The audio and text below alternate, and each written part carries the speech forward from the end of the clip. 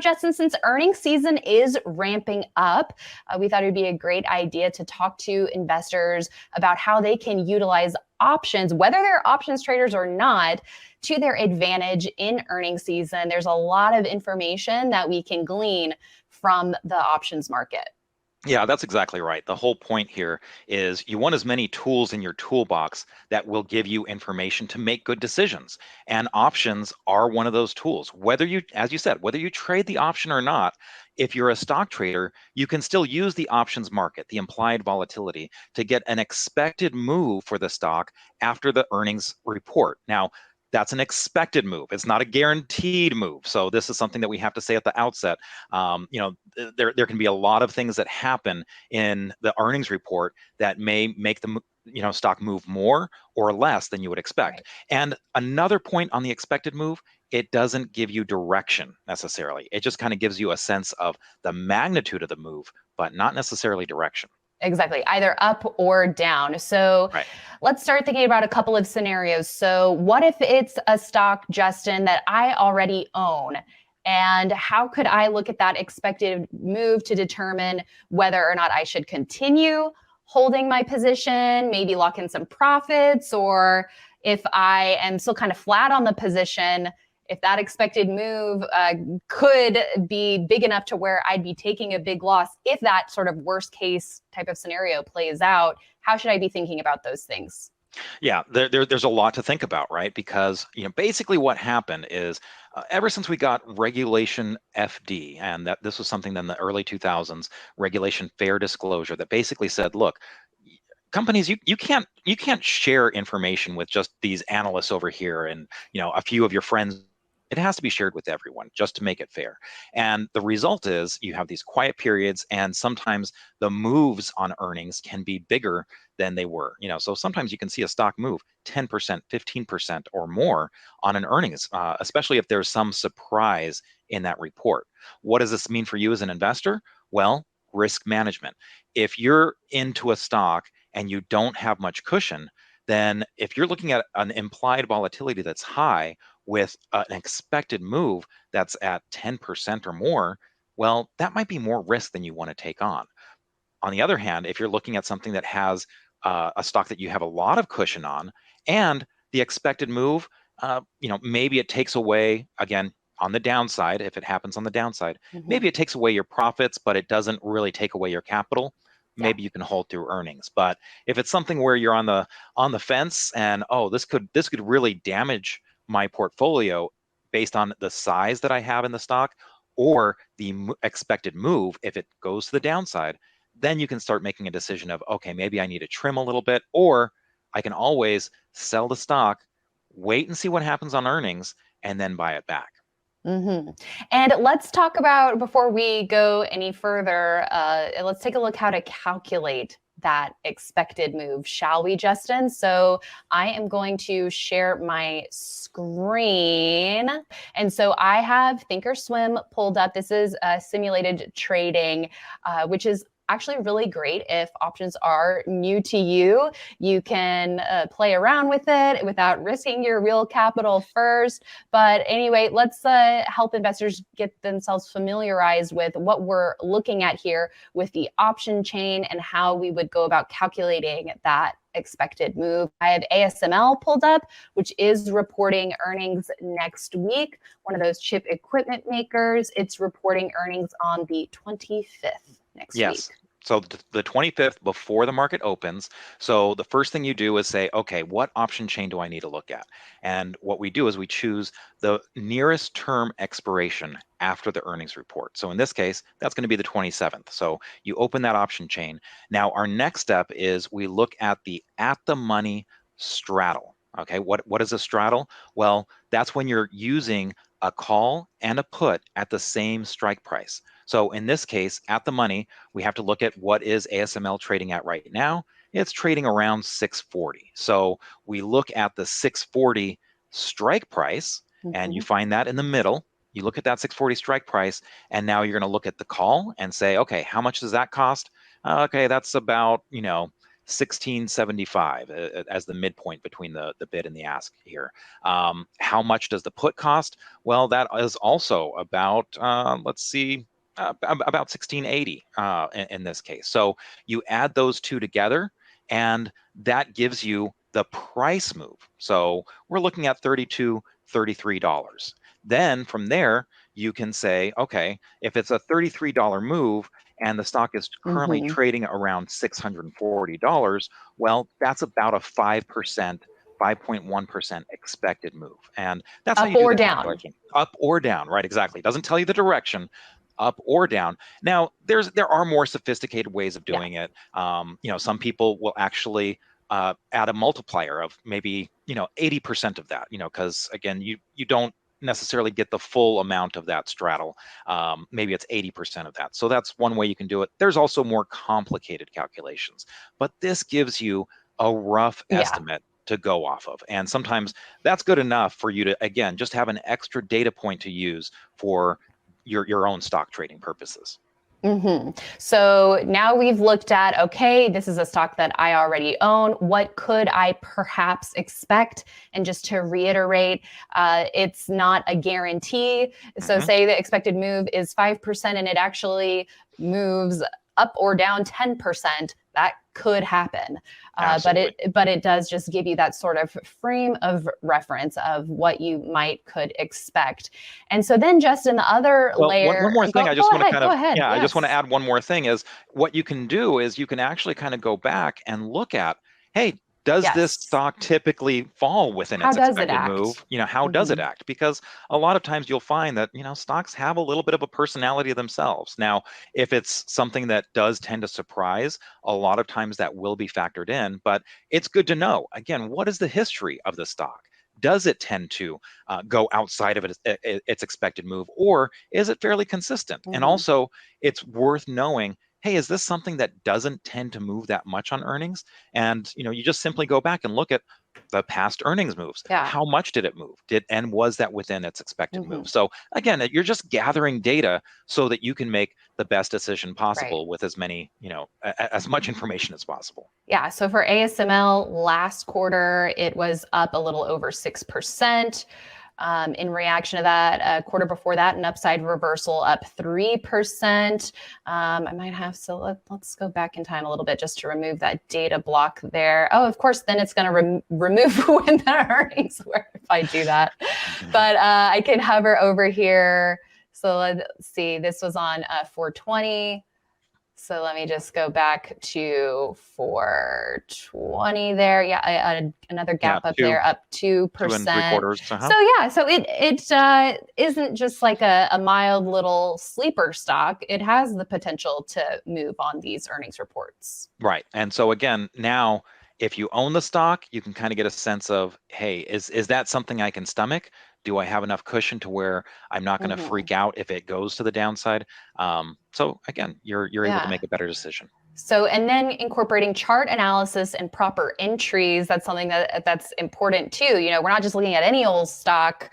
How is it potentially going to move on earnings? We want to be still focusing on stocks that are showing strong technical action, ideally strong fundamentals as well. Even though last quarter we did see some red here for ASML, at least like the forward-looking annual earnings estimates are showing some pretty nice growth. We'd have to dig in a little bit more of what the expectations are for this quarter. But if you're looking at technicals alone here, Justin, on January 6th, it did have a nice bounce off of the 50-day line, getting above the 21-day line. So perhaps some investors, even though it wasn't showing the strongest volume that day, maybe they did decide to enter into this stock at that point. So then you can look, okay, how far is it above the 21-day? Roughly 5%. So, maybe it comes down and touches that. Would you be okay with that?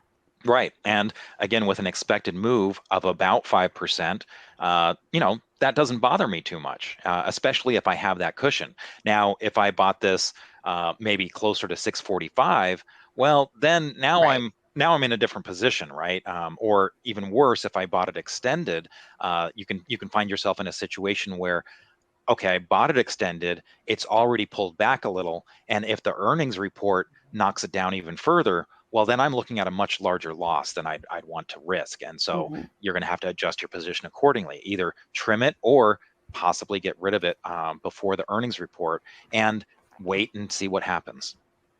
Absolutely. So great rules to go by for current holdings. But Justin, what about if you're on the sidelines? How might we be thinking about how to use options to our advantage for stocks that are setting up, that are looking good, that might have a positive reaction to earnings? But we don't want to predict.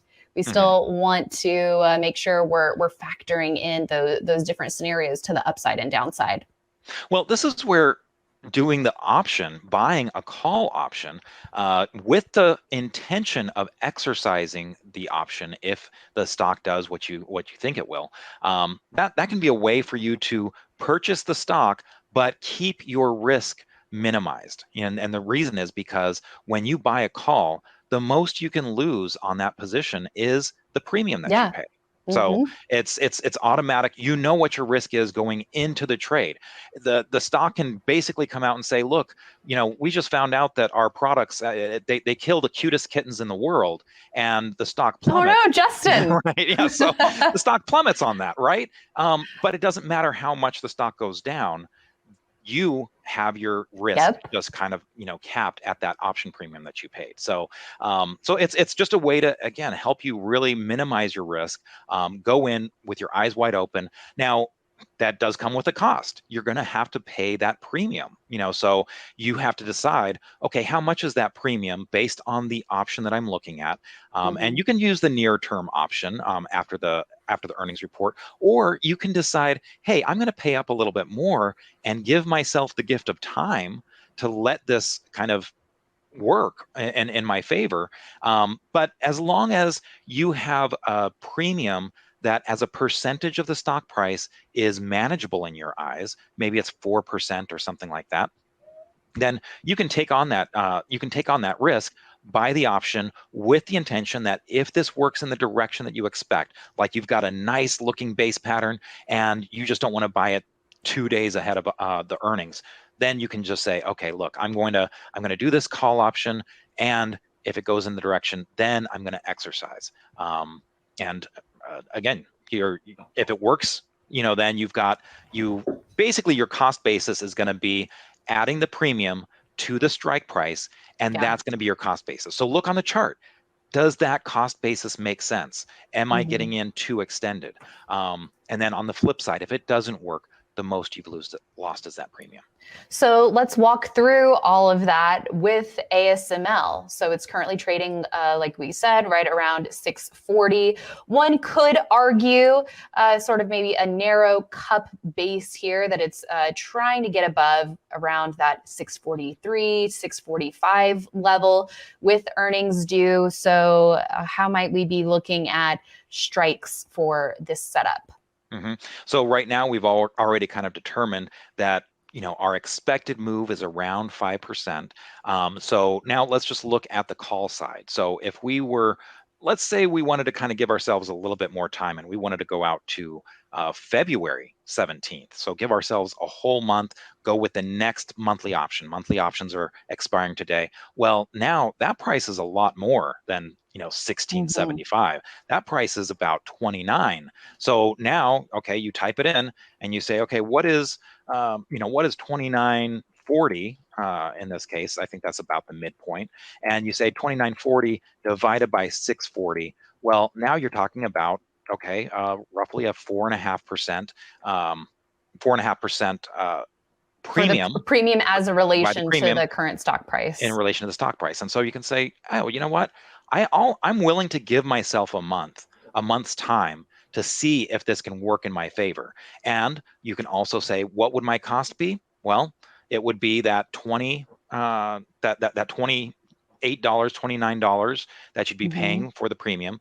Add that to the 640. So now you're looking at about 670. So you go back to your ASML chart and you say, okay, am I willing to own this at 670? That's about where it peaked on the 18th of January, just earlier this week. So that's not too far extended. So you might say, hey, this is something I'm willing to do. But I got one more caution for you here. This is a higher price stock. Yes, So it is. you have to decide first and foremost, what is your position size that you're comfortable with in the stock? So, Yeah, you because know, we're using options not just to trade the option, but as a way to own the shares exactly. outright. So you've got to be willing to say, I'm willing to buy 100 shares of this stock at the strike price. In this case, the strike price being 640, that means you've got to be willing to buy a position just for one contract. You've got to be willing to buy a $64,000 position. That's not something everyone has got the portfolio size to do. Yeah, and not to go on to too much of an aside, but in Barron's Live previously, we've talked about position sizing. So let's just give like some sort of basics of position sizing. So what sort of overall account size would a $64,000 position size make sense? Well, I mean, I think at the very least you have to be looking at, maybe half a million or a million size portfolio in order to kind of justify starting a position at that level. Mm-hmm. Yeah, Yeah, and because I get to that just by saying, yeah, okay, if I'm going to be buying, maybe 10 stocks, yes, and that's concentrated, but that's kind of right. the way we do things. 10 stocks, and if I'm going to start at a $65,000 position, $64,000 position, then yeah, Is I that better. roughly 10% or Mhm. less of my overall portfolio? Right. So I'm looking at, I've got to have it, probably three-quarters of a million to a million or more. Mm-hmm. Okay, and then do we need to go back to the option chain for this one, or should we start looking at some other examples? Yeah, let's look at some historical Okay, examples. great. And again, if there's, I don't know if people can submit questions, Yes, but if they they can, can. submit questions, we can certainly answer those. We've got our producer here helping us out, so that's yeah, have at it. Okay, great. But yeah, let's look at some historical examples, and certainly, I think a lot of people thought that with inflation rising, that gold was going to be the play in 2022. That really didn't happen like we thought. It does seem like 2023 might be the gold Yeah. play. It's certainly been stronger lately, especially with the dollar falling. But let's take a look at NEM Newmont. Back in February, this was something that we actually did on our leaderboard product. We sometimes will do these earnings options plays, and so we'll just use this historical example and show you kind of the way that we played it, so you can see how this works in real life. Now, we were looking at this on the 17th of February, and it was coming out of this really nice pattern. So normally we would have just said, okay, hey, this is a stock that we want to buy. Let's just buy it. But we knew that earnings were coming up. Earnings were coming up. Gosh, I'm trying to remember. I can pull it up real quick. I thought I had it in my notes, but give me 1 second. And the I'm earnings were on the assuming it was 24th. Yeah, the 24th okay. of February. So we had Okay. earnings coming up in less than a week. So we said, you know what? We don't want to buy this right ahead of earnings. So Mm-hmm. what can we do? We'll buy the option. At that time, we went with the 67.5 option. We went a month out to give ourselves that gift of time. So And February 17th. So then that would put us to, it was March 18th was when the yeah. option expired. And so the cost, the premium for the call option was about 2.63 for that 67.5 strike. And we put on that position and said, okay, let's see what happens with the earnings. Now, the earnings, it was actually very volatile. Not a Didn't really, positive yeah. reaction So by the end of the day that day. downside reversal, didn't really work out. Now, one of the things that happens, and you have to just know this going in, it's what's called the volatility crush. There's a lot of implied volatility built into the option ahead of Mm. earnings because there's this uncertainty. There's this binary event that can happen, and you don't know which way it's going to go, but you know that it could cause a bigger move than normal. And so what happens is your option becomes worth so much less after that report is out, unless there's another event coming up. Earnings reports are big, so a lot of times, the implied volatility goes way down. Your option is worth a lot less, and so again, we're not really looking to trade the option in this case. We're looking to minimize Own our risk shares. in the position and eventually exercise. So because we had given ourselves the gift of time in this case, we ended up seeing Newmont go way up, and so by the time March 18th came around, we had this decision to make. Do we want to own the shares now that At 67, yes, right? Or 67.50. so we're, what price was it trading at on the 18th? If you can It go was there. trading it closed just under 74. Okay, so it closed just under 74.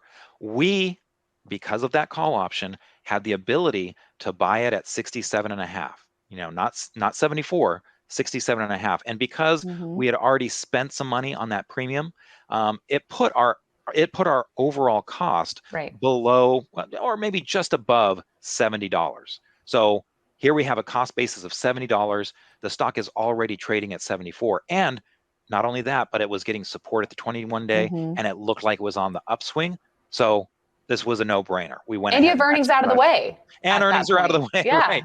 So we exercised the option and held on to it and looked at it go up from there. So eventually it peaked at 86.37. And again, based on our cost basis, we had a lot of profit at that time. And so now you can make a decision. Okay, do I want to take some off here, or how do I want to handle it? But certainly having 16 points of cushion on an $86 stock, that really helps. That's a nice little profit that you make.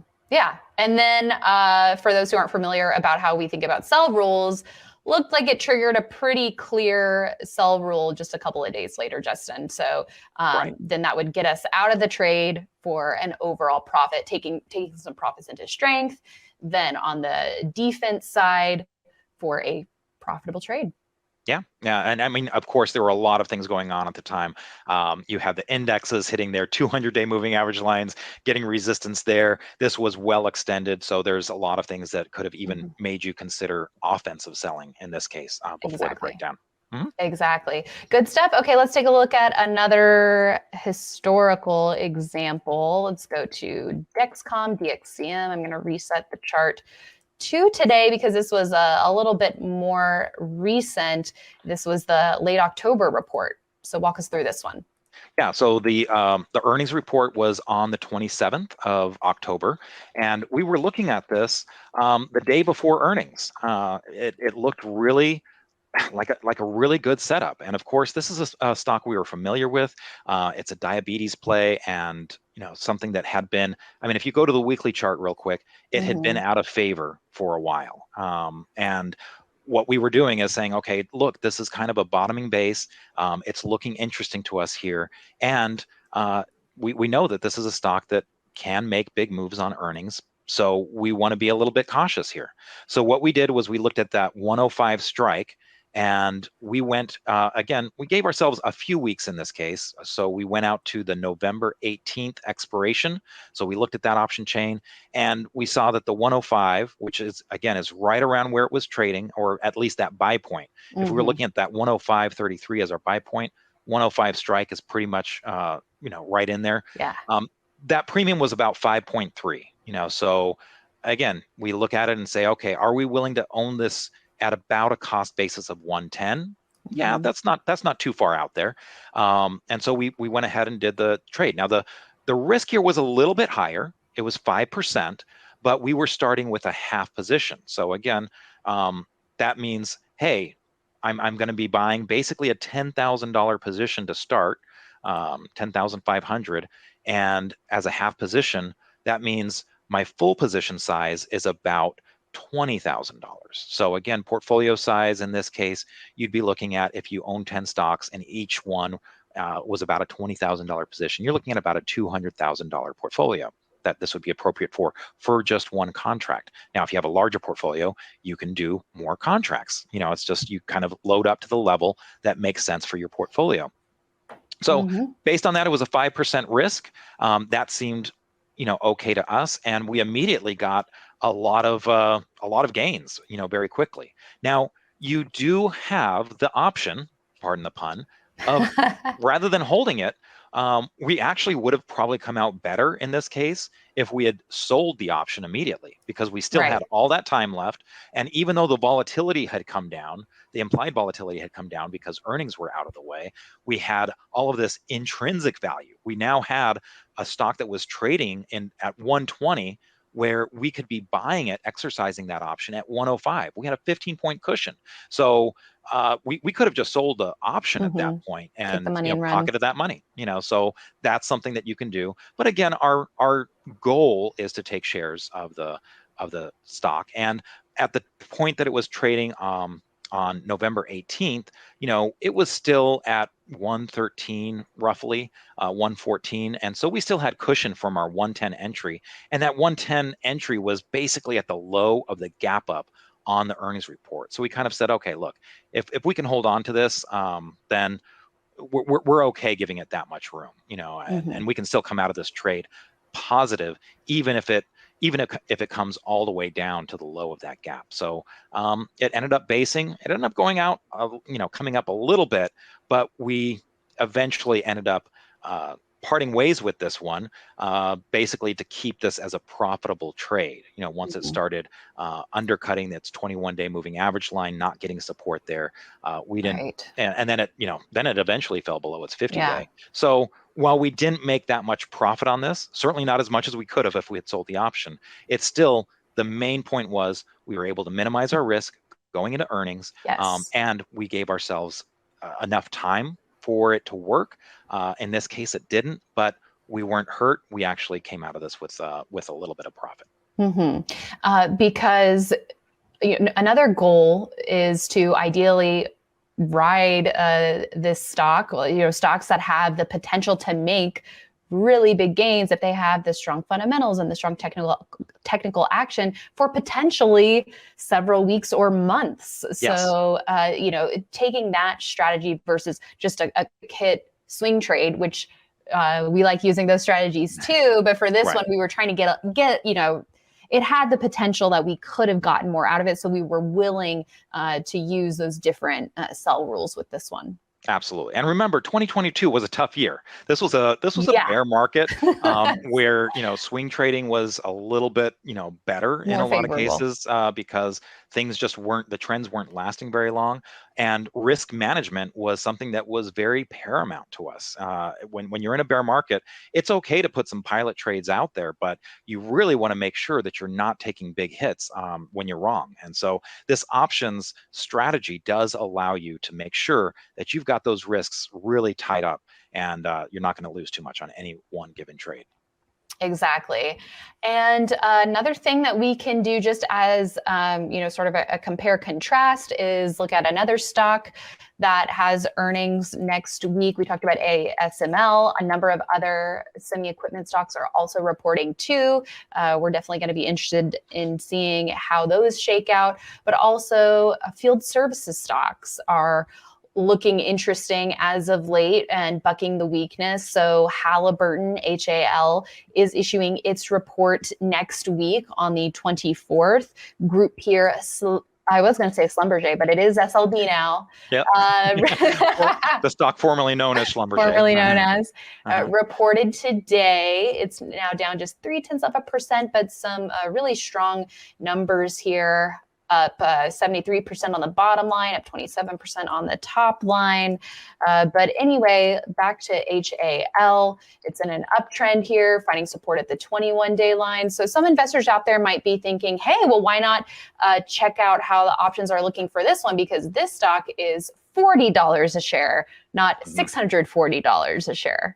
Yeah, that's a little bit more affordable for some people, again, because look, normally when I'm buying a stock, I don't care how much it is, because if I don't have the money to buy 100 shares, I just don't need to buy 100 shares.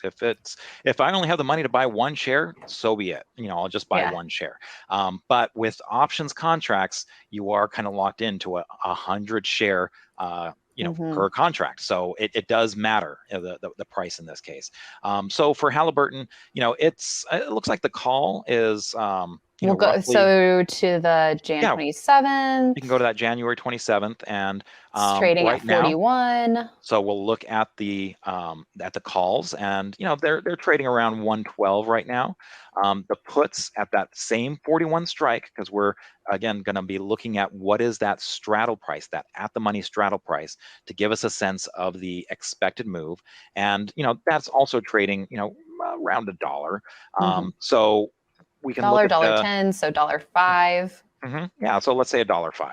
So you add those two together, that gives you a move, a potential move of $2.22, let's say.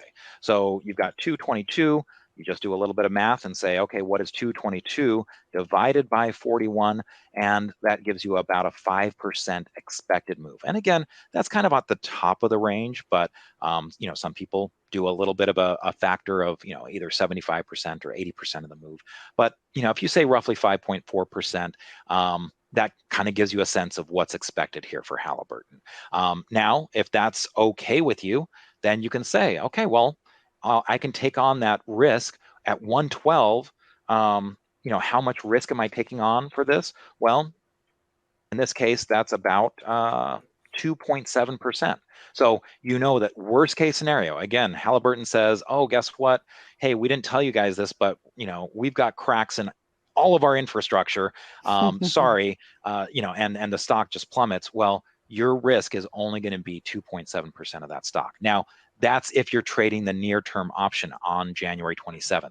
Again, if you give yourself that gift of time, that is going to be a little bit more. And so you can decide, hey, I'm going to give this a little bit of time. How much time do I want to give it? If you say, I want to go out to the February, again, sticking around that 41, well, now you're talking about a 211 for your price of the premium. So now you're at about 5%. And again, that might be completely okay based on what your risk profile is. You might be saying, hey, I'm willing to give this a 1%, 5% risk. And remember, if let's say a $4,100 position size is okay with you, you can just do one contract.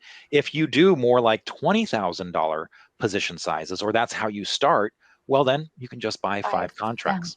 Or you can do a combination. You can say, I'm going to get my foot in the door with a few contracts, and then I'm going to wait and see what happens with the earnings report out of the way, and then I'll add to my position if it goes in the direction that I want it to. Lots of options. Yeah, lots of options with our options, Justin. Some great examples there, both current and historical, whether you currently own the stock and you want to see what you might be in for in terms of the expected move, or if you're sitting on the sidelines and you want to be able to manage that risk and know upfront how much you might be risking on a trade and exercise those shares potentially if it moves in your favor. So lots of great stuff there. Now we do have a couple of questions from our audience. So Doug is asking about weekly options. So I guess this goes back to, do you do the short dated option? Do you give yourself a little bit more time? What's sort of the determining factor for you, Justin? Because you will pay up a little bit more, like you said, to give yourself that gift of time. Right. And a lot of times it really comes down to how much I'm willing to risk. Now, one other factor that we didn't talk about, but can matter depending on how you're going to use the strategy, is the amount of volume or open interest in the stock, or in the option, I should say, the option chain you're looking at. The monthlies will tend to have more volume, more open interest, and that means more liquidity. Why does liquidity matter? Well, a lot of times if there's not very much liquidity, those option market makers, they're going to have to make sure that they're not taking on too much risk, and they're going to have big spreads between the bid and the ask. Now, normally, if you're going to be going into an option and then with the goal of selling it, or closing it, however you're going to do it, then that spread can matter, because that is a cost of the trade that you have to consider. Once you buy it, you're automatically down if that spread is really big. But if you're going to be exercising the trade, the option, then that's not too much of a consideration, or as much, I should say. So it really comes down to, does this make sense for my risk profile? And so that's a lot of times what I'll focus on more than the is it a weekly or is it a monthly? It's just, hey, does this time frame make sense? Is there enough liquidity in there that I'm going to be getting a decent price that matches the risk that I'm willing to take? Great. Okay. And Mark is asking about how should we think about expected move versus implied volatility? How do those tie together, or how are they different, or how should we be factoring in both of those into our equation? Right. Well, they're related, right? So when you look at the premiums of options, there's a few things that are in there, and this is often known as the Greeks, your delta, your gamma, your vega, your theta. All of these things kind of go in to make the price of the option. Now, implied volatility is part of that. And so as a result, a lot of times right before earnings, you will see that implied volatility rise, and that can make the option more expensive. So it is a factor, and it's that implied volatility rise that is giving you information, because again, that's how we calculate that expected move, because of the premium price, which does include that implied volatility. Mm-hmm. Okay, another question. Anthony is asking about, do you ever sell the put to enter into a position? When might we be doing that? Yeah, I mean that's something that is available as an option, especially if you're wanting to potentially buy it at a lower price. You can do a cash secured put, for instance. You have the cash set aside, and you sell the put, and then if it comes down to the price that you want, you're going to get assigned, right? But you don't care because you wanted to buy that stock anyway. So it can be a way for you to purchase a stock at a level that you were comfortable with.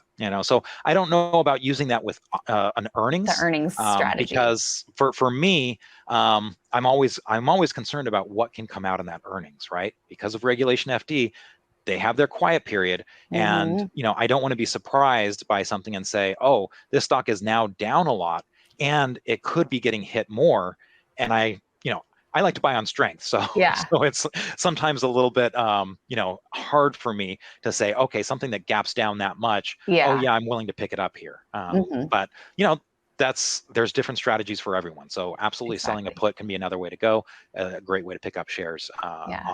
on the cheap. And then for an existing position heading into earnings, how might we hedge, like with a covered, selling a covered call, something like that? I think someone was interested in learning more about that. Yeah, sure. You can be, this is something we've been talking about on our show for a while is, IBD you can, Live, yeah. yeah, IBD Live, you can be doing covered calls as a way of, you can look at it as two ways. Generating You're generating income. income, right? It's almost like, hey, I own the stock, but I'm going to charge rent, and Because you're sell the collecting the premium premium. because you're collecting that premium, right? So, Yeah. and you can be setting it at a level where, hey, I'm choosing a strike price where, look, if it gets Yeah. called away from me, I'm okay with it because that means I'm profitable on Right. the stock position.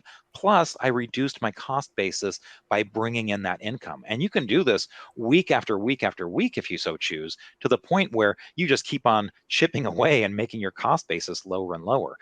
So that's one way that you can be just kind of reducing your cost basis and giving yourself more cushion on the stock. If something is really extended, you might consider, buying puts, Yeah. to kind of hedge your position.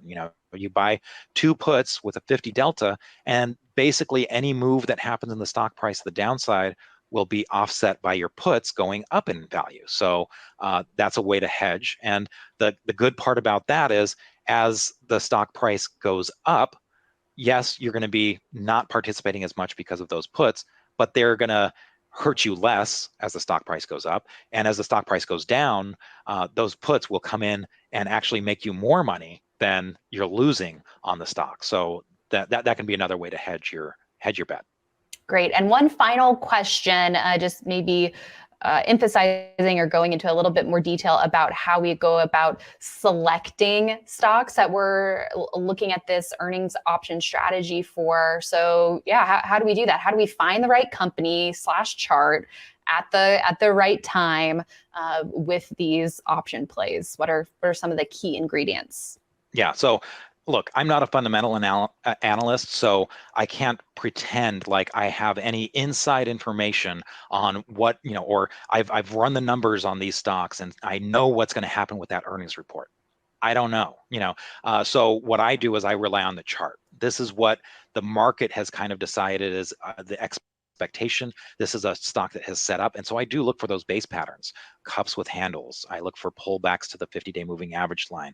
I'll look for double bottoms, flat bases, 3 weeks tight. Those are the things I'm looking for. And again, in the case of an earnings option that I'm maybe taking on, I'll be saying, look, this is a stock that I want to buy, but I just am a little bit nervous buying it right ahead of earnings. So let me do this earnings option play to kind of say, hey, I want to participate on the upside if that does happen, but I want to make sure that I am capping my downside risk and not losing too much if things don't go the way I expect. And that happens a lot of times with earnings reports. Yes, it definitely can. All right. Well, Justin, I know we're just scratching the surface here with options, but I feel like we covered a lot of ground today. So, I think I hope that this is helpful for investors out there to add some of these tools to their toolbox during earnings season. Again, whether you are a seasoned option trader or it's new to you, maybe you just want to be looking at the option chains for the potential expected move for stocks that you already own. There's a lot of information that you can glean from the options market. So again, I hope that this was valuable to everyone out there. Any final words from you, Justin? Yeah, look, if you've been a stock trader for a while, options are a different animal, so it's worth doing some study on there. So I would encourage people to, play around a little bit, maybe do some paper trading. Those simulated accounts are a good way to kind of get your feet wet, and do some more digging. So again, I hope that we've made you curious as to some of these tools and how to use them. Now it's just a matter of kind of getting comfortable with them, because you don't want to be using strategies that you're not quite comfortable with until you kind of know, again, what are your risks? We're always about the risk management side. Yes, because there are some option strategies where you have unlimited risk. Right. And so you really need to be very aware of that.